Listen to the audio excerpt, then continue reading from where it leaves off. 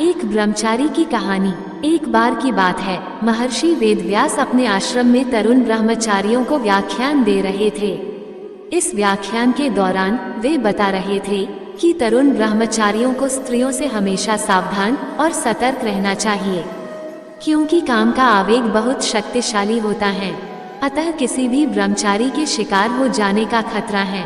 ये सुनकर वहां उपस्थित ब्रह्मचारियों में से एक तरुण ब्रह्मचारी खड़ा हुआ और बोला, गुरुजी, आपका कथन गलत है। मुझे कोई भी स्त्री अपनी ओर आकर्षित नहीं कर सकती। मैं पूर्ण ब्रह्मचारी हूँ। वेद व्यास जी बोले, जैमिनी, तुम्हें जल्द ही अनुभव हो जाएगा। मैं अभी कुछ दिनों के लिए बाहर जा रहा हूँ। मैं 3 महीने में लौटूंगा। सावधान रहना और अहंकार में आकर अपनी अति प्रशंसा मत करना।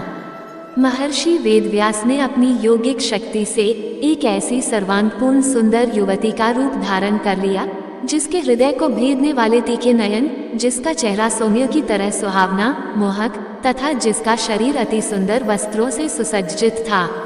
ये सुंदर युवती संध्या के समय एक पर्वत पर एक पेड़ के नीचे जाकर खड़ी हो गई। अकस्मात बादल इकट्ठे हो गए और वर्षा प्रारंभ हो गई। संयोग से उस समय जैमिनी भी जंगल से आते हुए पेड़ के पास से ही गुजर रहा था। उस युवती को जंगल में ऐसे अकेला देख उसे दया आ गई। उसने उसे संबोधित करते हुए कहा, अरे देवी जी, अगर आप बुरा ना माने तो मेरे साथ आकर मेरे आश्रम में ठहर सकती हैं। युवती बोली, क्या तुम अकेले रहते हो? क्या वहाँ कोई अन्य स्त्री है? जैमिनी ने कहा, मैं अकेला हूँ, परंतु आप निश्चिंत रहिए देवी। मैं पूर्ण ब्रह्मचारी हूँ। मुझे कोई भी स्त्री काम पीड़ित नहीं कर सकती। मैं संपूर्ण विकारों से मुक्त हूँ। आप वहाँ निश्चिंत रह सकती हैं। युवती बोली, एक तरुण कुमारी कन्या का एक ब्रह्मचारी के साथ रात्रि में अकेले रहना उचित नहीं है। जैमिनी ने कहा, ओ देवी, भयभीत मत होइए। मेरा विश्वास कीजिए, मेरा ब्रह्मचर्य पूर्ण है। मैं शपथ लेता हूँ कि आपको कोई हानि नहीं होगी। तब युवती रात्रि में उसके आश्रम में रहने के लिए सहमत हो गई। जैमिनी आश्रम के बाहर और युवती आश्रम के अंदर सोई। लगभग आधी रात के समय जैमिनी के मन में वासना की ललक उठी, किंतु उसने इसे उपेक्षित कर दिया और फिर से सो गया। इस बार तेज ठंडी ठंडी हवाएं चलने लगी। जैमिनी उठा, दरवाजा खटखटाया और कहा, ओ देवी, बाहर बहुत ज्यादा ठंडी हवाएं चल रही हैं। मैं इन्हें सहन नहीं सकता, इसलिए मैं अंदर सोना चाहता हूँ। तो उस युवती ने दरवाजा खोल दिया। अब जैमिनी अंदर सो रहा था। इस बार फिर से उसके मन में एक तीव्र वासना की ललक उठी।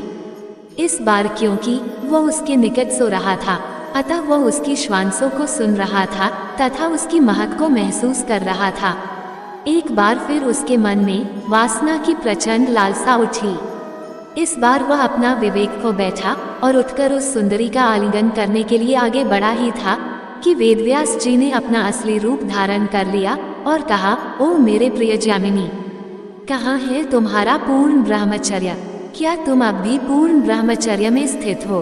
क्या कहा था तुमने जब मैं व्याख्यान दे रहा था? जैमिनी ने शर्म से अपना सिर झुका लिया और बोला, गुरुजी, मुझसे बहुत बड़ी गलती हो गई। कृपया मुझे क्षमा कर दीजिए। दोस्तों, ये दृष्टांत हमें बताता है कि जब एक महान इंसान माया के प्रभाव से छला जा सकता है तो हम क्या चीज हैं। इसलिए एक ब्रह्मचारी को हमेशा सावधान रहना चाहिए। दोस्तों, आपको ये कहानी कैसी लगी कृपया कमेंट करके जरूर बताएं। वीडियो पसंद आया हो तो लाइक करें और ऐसी ही और भी बहुत सारी कहानियों, कथाओं एवं जानकारियों को सुनने के लिए चैनल को सब्सक्राइब जरूर करें। धन्यवाद।